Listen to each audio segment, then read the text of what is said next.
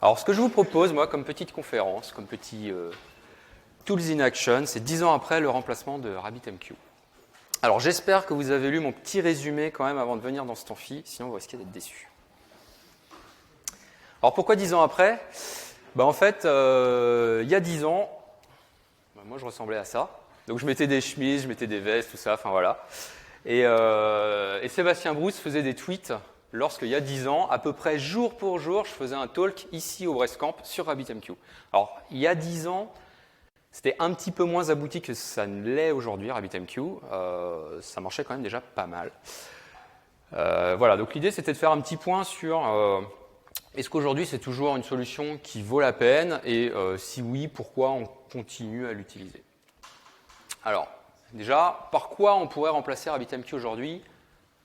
Vous avez une petite idée ?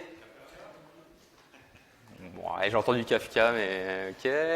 Non, rien d'autre ? Bon, allez, je vous dis, moi, allez hop. Voilà, on le remplace par lui-même, mais par une autre version, une version plus récente. Vous allez comprendre. Pourquoi ? Tout simplement, moi j'utilise, donc là, encore une fois, c'est mon avis à moi, ça n'engage que moi ce que je vais dire, vous pouvez avoir un autre avis, je respecte totalement, hein, blague à part. Donc pourquoi RabbitMQ aujourd'hui, et pourquoi encore aujourd'hui, et pourquoi certainement encore demain ? Parce que RabbitMQ aujourd'hui, c'est fiable. C'est un produit qui est super fiable. Moi, j'ai vraiment beaucoup d'expérience avec en prod et autres, enfin bref, plein de trucs. Et j'ai très rarement des problèmes avec Rabbit en tant que tel. Après, ce qu'on en fait, c'est autre chose, mais des problèmes avec Rabbit, c'est vraiment très rare. Ensuite, c'est le clustering. C'est quand même une des grosses forces de RabbitMQ, c'est son habilité à monter plusieurs nœuds à chaud, etc. en cluster de façon très simple, qui permettent d'augmenter la capacité, le débit, etc. Et ça, c'est quelque chose que RabbitMQ fait très bien. Donc les performances, ça va plus ou moins avec le clustering. Attention, c'est pas parce qu'on met un cluster qu'on va aller plus vite. Hein. Ça, faut sortir ça de sa tête. On adresse d'autres problématiques avec le clustering, notamment la haute dispo. Le système de plugin, voilà, je ne sais pas si vous connaissez bien Rabbit ou pas, mais tout est plugin dans Rabbit. En fait, c'est juste un petit moteur vide à la base, plugin, et puis Rabbit, et puis on met des petits plugins dedans pour s'interconnecter avec le reste. Donc ça, c'est plutôt flexible parce que du coup, ça permet au produit d'évoluer assez bien, assez facilement. On peut même écrire ses propres plugins. J'ai failli le faire un jour, mais faut l'écrire en Erlang. Alors, je ne sais pas si vous avez déjà vu de l'Erlang, mais ça fait un petit peu mal à la tête. Donc, mais ça reste faisable et c'est quand même malgré tout assez bien fait. La console web, pareil, très propre la console, très simple, très propre. Il y a une couche d'API par-dessus, franchement, voilà, c'est vraiment très fonctionnel, très efficace. Et puis le cycle de release, Rabbit produit à peu près une release tous les mois, ce qui est plutôt quand même confortable et serein quand on a un projet en prod. Voilà, on sait qu'il y a un support derrière, il y a des équipes qui bossent dessus, qui sont rémunérées pour. Donc on est certain que ça ne va pas être un produit abandonné demain dans un trou. Pour rappel, les fonctionnalités principales, alors moi celles que j'aime bien, il y en a plein d'autres, hein, mais moi c'est vraiment celles que j'aime bien et que je ne vais pas dire que j'utilise au quotidien, mais qu'on met souvent en place. Et c'est pour ça qu'on utilise Rabbit. La première, je ne sais pas si vous connaissez, c'est la Mirrored Queue. C'est la fonctionnalité du cluster en fait, qui permet justement de répliquer les queues au travers des différents nœuds. Donc ça c'est vraiment super. On a des messages qui peuvent être répartis dans tous les nœuds de tout notre cluster. Selon certaines règles, hein, on a la main là-dessus. Donc ça c'est vraiment très puissant. Alors, ils sont en train de sortir, ça c'est tout récent, ça a quelques mois, les Quorum Queue pour remplacer ces Mirror Queue. Les Mirror Queue ont certaines limitations dans des cas vraiment aux limites. Il y a des choses qui peuvent mal se passer. Et c'est d'ailleurs, petite anecdote, le truc bien avec RabbitMQ, c'est qu'ils n'hésitent pas à dire quand il y a des problèmes. Donc, ils le disent dans leur doc, il y a ce cas-là qui ne va pas marcher, on le sait. Donc, attention, vous le savez. Donc le clustering, je viens d'en parler, mais donc c'est quelque chose qu'on utilise vraiment très souvent. Le routage, c'est quelque chose de plutôt sympa aussi. Le routage dans AMQP, en fait, vous avez la capacité directement dans le broker de faire votre petit routage, votre petite tambouille. Ça, c'est plutôt cool parce que avec les outils un peu traditionnels, on est obligé de se faire une couche de routage applicative en général à côté, ce qui est du code technico-technique qui n'apporte pas grand-chose à votre système ou à votre appli. Donc là, AMQP, ça c'est le protocole AMQP qui apporte ça, la version 0.9, attention, pas la 1.0. La 1.0 c'est poubelle, de toute façon, grosso modo. Voilà, AMQP, donc, qui s'est implémenté par Rabbit, vous permet de faire ça facilement. Quelques plugins sympas également, Shovel, Fédération, grosso modo c'est la même chose, mais ça ne travaille pas au même niveau. Ça vous permet de transférer des messages, que ce soit d'une queue vers une autre queue, que ce soit d'un broker vers un autre broker, voire même un Rabbit vers autre chose, un Cupid ou n'importe quel autre broker AMQP, voire même un autre protocole dans l'absolu. Ça marche très bien, ça permet aussi de backuper, de faire des choses comme ça. Et certaines options assez simples, mais quand même malgré tout très utiles au quotidien, encore une fois, qui évitent d'écrire du code qu'on n'aime pas faire à la main, toutes les options qu'on peut avoir sur des queues, donc les dead letter queues, DLQ, les DLX, les dead letter exchange, ce qui revient à peu près au même, mais au lieu d'aller dans une dead letter queue, le message, quand il est rejeté par le broker, il part dans un exchange et pas dans une queue, donc vous pouvez réappliquer toute la logique de routage de Rabbit. Les TTL, les time to leave, les priority message, etc. Tout ça sont des choses qui marchent très très bien dans Rabbit et que moi j'utilise quasiment au quotidien. Juste pour savoir, qui ici connaît, utilise RabbitMQ? Ok, un peu de monde quand même. Ok. Au moins ça ne vous parle pas chinois quand je vous parle d'exchange, de choses comme ça. Et donc un truc nouveau, pour répondre à Kafka, les streams. Voilà. Donc ils viennent de sortir, enfin ils viennent, ça fait quelques mois là que c'est sorti sur les dernières releases, donc RabbitMQ maintenant supporte les streams nativement dans Rabbit, il n'y a même pas besoin de plugin. Alors on va voir que c'est mieux d'installer un petit plugin, on va voir pourquoi, mais c'est quand même supporté nativement. Donc le stream, c'est une sorte de queue, on peut voir ça comme une queue, mais qui fonctionne différemment, parce que le stream, c'est ce qu'on appelle de l'append only, c'est-à-dire qu'on va toujours ajouter à la fin. On ne va jamais pouvoir supprimer des choses, etc. On va toujours ajouter à la fin. On ne se pose pas de questions, on ajoute, quoi qu'il arrive. Et contrairement au queue, quand on va venir consommer des messages, ça ne va pas être destructeur dans la queue, dans le stream. Les messages vont rester, vont continuer à exister. Donc avec un même consommateur, si je le relance plusieurs fois, par exemple, je vais pouvoir être capable de consommer plusieurs fois le même message. Donc là, on voit que les streams, ça peut être sympa, mais c'est quand même un use case un peu particulier, parce que consommer plusieurs fois les mêmes messages, il faut que derrière, on sache le gérer, parce que ça peut poser des problèmes dans certains cas si notre système n'est pas idempotent, etc. Donc, on voit déjà que les streams et les queues, c'est deux choses qui peuvent fonctionner ensemble, mais pas pour le même besoin. Clairement, ça, faut bien différencier ça dans sa tête. Donc, notre stream sur RabbitMQ, il est évidemment persistant et répliqué quand vous allez faire du cluster. Alors, je ne rentre pas dans le détail là parce que je n'ai pas le temps, mais pareil, attention au clustering sur les streams. Un des intérêts des streams, c'est aussi la performance qui est quand même plutôt pas mal. Donc, selon où est répartie la donnée, écrite, etc. dans les streams, dans le cluster, on peut avoir des impacts plus ou moins importants sur les perfs. Donc, attention quand même sur la réplication de ça. Il y a des articles qui sont bien écrits là-dessus, qui expliquent bien comment ça marche. Je ne rentre pas dans le détail ce soir. Et le truc que moi j'adore, c'est que c'est exposé comme une queue RabbitMQ standard AMQP 09. Et en fait, je pense que je pourrais presque même limite arrêter la conférence maintenant en ayant dit ça, parce que grosso modo, c'est vraiment toute la puissance des streams dans Rabbit, c'est que ça va être considéré comme n'importe quelle autre queue, c'est-à-dire que vous allez pouvoir l'attaquer avec votre routage, au travers vos différents exchanges, vos différents bindings, etc. Et moi, c'est ce que je trouve ça très bien, c'est que on a un produit au final Rabbit qui va pouvoir gérer les queues, les streams, et éventuellement d'autres trucs si vous avez fait des plugins. Mais voilà, on va pouvoir tout gérer au sein du même plugin et faire cohabiter les deux nativement dans Rabbit. Donc moi je trouve que ça c'est vraiment la killer feature, c'est le truc qui tue, quoi.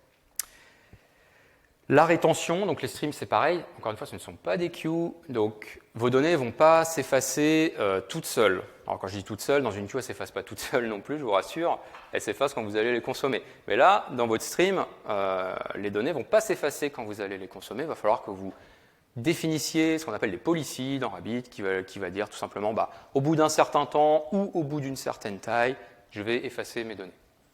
Parce que sinon vous allez avoir un problème, tôt ou tard.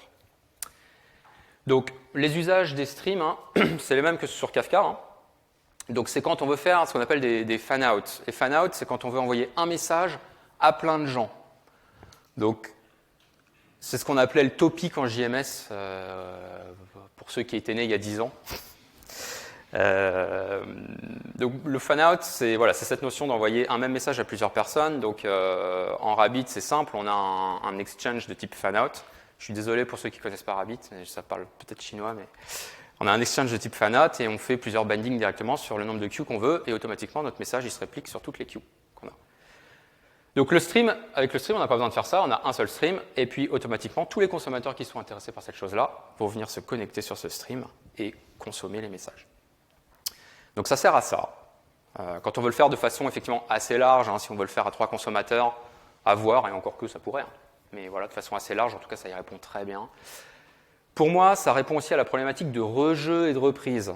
Je pense que vous avez tous rencontré dans votre vie un jour un problème en prod où il y a un truc qui plante et on se dit « Ah mince, on aimerait bien rejouer la dernière journée. On les a pas, je sais pas, etc. » Bon, voilà. Bah, avec un stream, on peut faire ça. Parce que vous allez voir qu'on a une notion d'offset et on peut se placer un petit peu où on veut dans notre stream et dire bah, « Je veux rejouer à partir de tel niveau. » Enfin, rejouer, consommer, reconsommer à partir de tel niveau. Et là, on est capable de redépiler tous les messages à partir de notre petit curseur. Donc ça, je trouve ça très intéressant. Alors encore une fois, il faut que ça matche le use case. Mais je trouve ça quand même très intéressant. Et débit ultra performant, je vous parlais du plugin tout à l'heure. Donc ils ont développé un petit plugin qui va avec la structure de données stream, qui s'appelle Stream également, le plugin, qui est un nouveau protocole. Donc ce n'est pas de la MQP là, qui va être utilisé. On va essayer de se connecter à nos streams avec le protocole Stream, qui est un nouveau protocole voilà, qu'ils viennent de développer, et qui est beaucoup plus performant qu'à MQP parce qu'il est optimisé pour, quoi, tout simplement. Donc quand utiliser les streams, je vous ai déjà un petit peu soufflé la réponse. Hein, pour moi, ça n'a pas vocation à remplacer des queues. Ce sont des usages différents, des use cases différents. Voilà, tout ça parce que les queues traditionnelles, hein, comme je viens de vous l'expliquer, ont certaines limitations que les streams n'ont pas, et inversement. Hein, on ne fait pas la même chose. Mais néanmoins, on voit que ça peut débloquer des nouveaux use cases, alors qu'on savait déjà adresser effectivement avec des streams type Kafka ou autre. Mais voilà, là on sait l'adresser également avec Rabbit. Donc le fonctionnement, il est assez simple. Hein. En fait, on a une sorte de queue. Là, ici, c'est un stream que je représente, avec un offset. Et donc, on va être capable, donc les petits carrés M, ce sont des messages, et on va être capable, vous ne vous souciez pas des chunks, ce sont des blocs qui sont écrits dans les streams.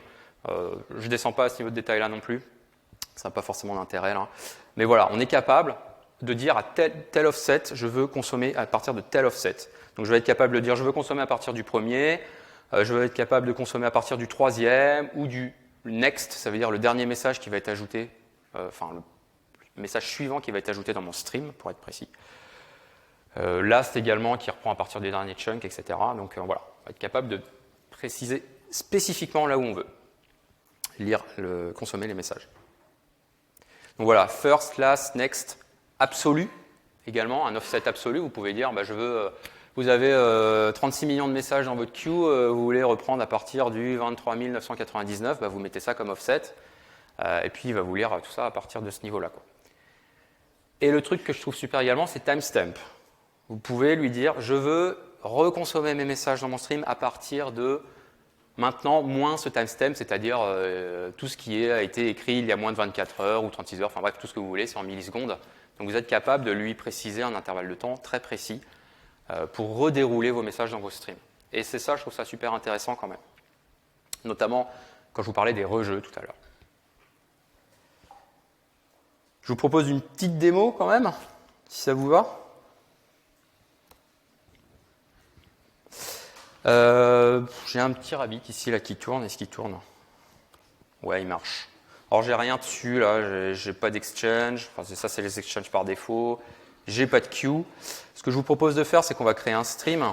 On va l'appeler Breastcamp Stream. Donc voilà, là j'ai créé un stream dans Rabbit au même titre que je pourrais créer une queue. Et je peux au même titre voir ces stats. Donc là, j'ai rien dedans, 0,0, j'ai rien dedans, j'ai rien consommé, j'ai rien écrit. Voilà. J'ai fait des petits clients Java. On va commencer par envoyer des messages. Vous voulez envoyer combien de messages?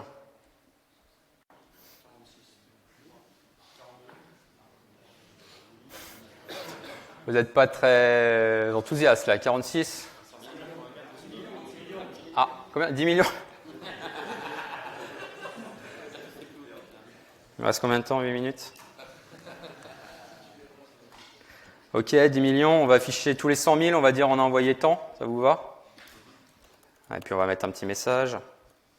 Hello Rescamp. Et ben c'est parti. Voilà, donc là on est en train d'envoyer 1 million déjà. Bon, il n'y a pas grand chose dans mes messages, 2 millions. Vous voyez, 10 millions ça va aller assez vite quand même en fait. Et puis bah voilà, donc en parallèle on a notre stream qui se remplit. Hein. Donc là c'est exactement la même vue que ce qu'on a sur les queues, mais côté stream. Donc ceux qui connaissent Rabbit ne vont pas être perdus sur cette vue-là. Voilà, on y est presque. Hein. Il y a toujours un petit décalage entre le rafraîchissement des stats de Rabbit et ce qu'il a réellement, parce que ça ce sont des stats qui sont récupérés sur sur la base Mnesia en fait. Et bref, il y a toujours un petit décalage. Mais grosso modo, on devrait arriver à 10 millions dans quelques secondes. Lui, il a fini là. Puis lui va nous dire 10 normalement. Voilà, hop, 10 millions. Et puis, bah, on peut les consommer. Donc 10 millions. Voilà, on va consommer 10 millions de messages. Alors vous voyez, la petite subtilité, je ne me connecte pas en AMQP là. Je me connecte en stream. Donc pour faire ça, très simplement, j'ai juste chargé, il y a un petit stream client qu'ils ont développé là, Pivotal, qui contient ce driver sur ce protocole stream. Voilà, j'ai que ça comme dépendance là, dans mon pop. J'ai rien d'autre. Voilà, est-ce que ça va marcher? Voilà, donc là on consomme notre stream. Voilà, super. Voilà, 2 millions, 3 millions, comme ça on va consommer. Et donc, si on regarde légèrement, alors, vous voyez, bon, il n'y a rien de phénoménal là dans le code. Hein. Je crée un producer, je lui donne le nom du stream sur lequel on veut envoyer. Vous souciez pas des countdowns, etc. C'est juste pour lui dire, moi je vais envoyer tant de temps, parce qu'en fait, là, ce qui se passe, c'est que l'affichage me met dans mon callback de confirmation. Quand Rabbit me dit « Ouais, c'est bon, j'ai bien reçu, j'ai confirmé, il est bien persisté ton message », il me renvoie un petit message Rabbit. Ça, c'est le protocole assez classique avec Rabbit. Mais donc, grosso modo, voilà, on a des builders pour créer des messages et les envoyer. Voilà. Vous voyez, il n'y a rien de sorcier. Je suis sûr que même les non-techniques comprennent ce qui se passe. C'est clair, non ? On a consommé nos 10 millions et puis ils sont toujours là du coup, hein, puisque c'est un stream. Donc voilà, ils n'ont pas bougé et j'ai pas créé de policy sur mon Rabbit, donc ils vont pas partir tout seuls, ces 10 millions de messages. Voilà, donc côté consommateur, le truc intéressant c'est ici, l'offset. Donc c'est ce que je disais tout à l'heure, l'offset c'est là où on va placer le curseur. Donc par exemple, je peux lui dire mes messages c'est tous les mêmes là, grosso modo, mais on peut mettre un offset à 5 millions. Voilà, et donc là il va m'en consommer 5 millions. Alors je vais lui mettre 5 millions parce que sinon là il va attendre bêtement. Mais voilà, et donc si je lance ça par exemple. Donc là je lui dis tu te mets grosso modo au milieu de mon stream à 5 millions parce que je sais que j'en ai 10 et tu vas consommer que les 5 derniers millions.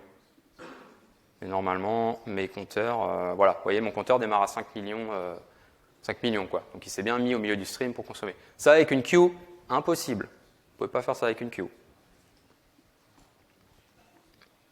Voilà, il a reconsommé 5 millions de petits messages.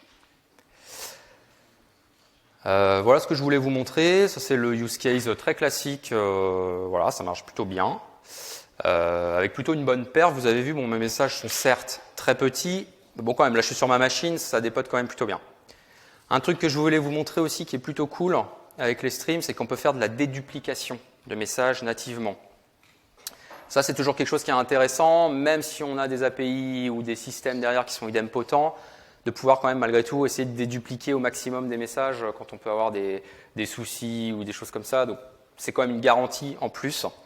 Pardon, c'est le publisher que je voulais. Donc en fait, ça, c'est assez simple. Vous avez quasiment le même code que tout à l'heure. Il y a deux contraintes. C'est qu'il faut nommer votre producer, c'est-à-dire que votre producer il est connu de façon unique par votre broker, et il faut lui donner ce qu'on appelle un publishing ID. Et c'est à partir de ça que le broker, c'est pas magique, il va pouvoir dédupliquer votre message. Alors attention, si vous envoyez deux messages différents avec le même publishing ID, c'est mort. Il ne va pas reprendre votre deuxième message. Donc faites bien attention, publishing ID, il faut être sûr que ce soit des messages ID uniques. Donc bien du message ID, pas du correlation ID, c'est important. Et donc, voilà, là j'ai 100 messages, on va cleaner ce truc-là, on va le recréer, hop, voilà. Donc là il est vide, mon stream il est vide. Hein. Là on va en envoyer 100. pour qu'on puisse comprendre ce qui se passe. Donc j'en envoie 100. Voilà, il m'en a envoyé 100. Et ce que je vais faire, donc mon publishing ID, c'est mon index I, donc il varie de 0 à 99, là en l'occurrence, parce que j'ai bouclé sur 100. Donc là, je vais lui dire, on se dit qu'on a une application qui nous floude et qui va nous renvoyer 200, mais avec les 100 premiers qui sont identiques. Donc, je vais renvoyer 200, mais avec pareil, mon I qui va varier de 0 à 199. Hop. Et donc là, vous allez voir, normalement, mon stream, si je ne me suis pas planté, il va valoir, monsieur Baron, 200. 200, c'est bon.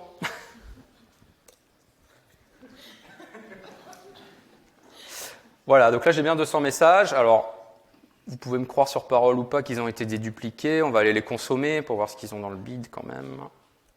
Voilà, bah, j'avais 200 déjà. Donc là, je suis en consommation sur mon stream par rapport à ce que je viens d'envoyer. Voilà, donc je suis bien sur une... Je ne sais pas si c'est fluide. Ouais, si. Je suis bien sur une séquence de 0 à 200, quoi. Donc ils ont bien été dédupliqués. Voilà, c'est tout.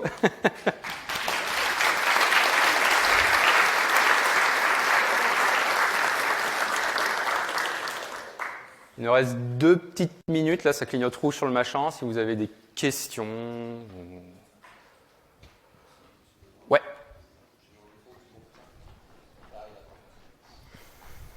Pas de questions pièges. Hein. Allô, allô? Non. Si, on m'entend? Ouais, c'est bon, ouais. Ok, super. Si j'ai une question, je sais pas, je crois que tu en as parlé tout à l'heure, mais je sais plus si c'était pour les streams. Est-ce que tu as moyen de clean? Comment tu fais pour clean du coup ton stream?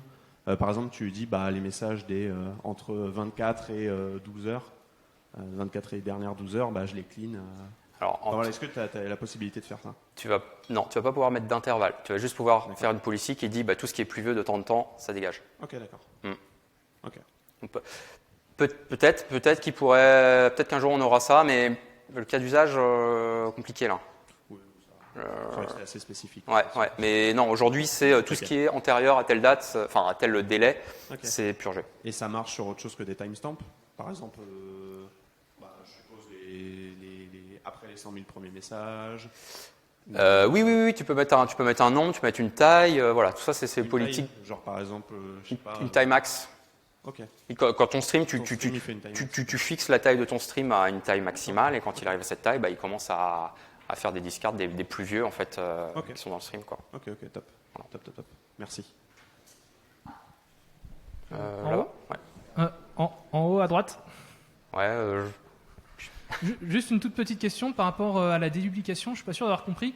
Qu'est-ce qui se passe? Il enregistre les deux, il fait les deux enregistrements et ensuite il les réduit, ou il fait un check? Il vérifie qu'il n'existe pas déjà, oui. Et il ne l'ajoute que s'il n'existe pas déjà. Second cas, effectivement, il ne l'ajoute pas. Quand on le publie, il vérifie avec le publishing ID s'il n'est pas déjà dans le stream. C'est ça qu'il fait.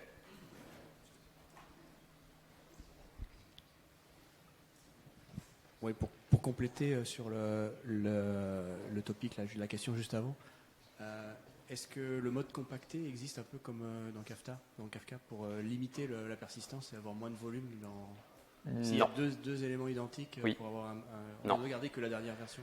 Non, pas pour l'instant. Okay. Peut-être un jour, mais pas pour l'instant. C'est une feature assez récente. Hein. Et l'autre question, c'est comment tu gères la persistance en fait? C'est quoi qui est caché derrière pour stocker? C'est quoi? C'est une base bah en fait, Rabbit, c'est une base qui s'appelle Mnesia. C'est une base Erlang en fait qu'ils utilisent. C'est la même base que pour les queues, quoi. Non, t'as pas le choix, je crois pas. J'ai jamais changé. Elle marche plutôt bien, mais non, je suis pas sûr. Je conseille pas de changer. Pour le coup, c'est s'attirer des ennuis à mon avis. Un Postgre, non, non, ça va pas marcher là, ça c'est sûr.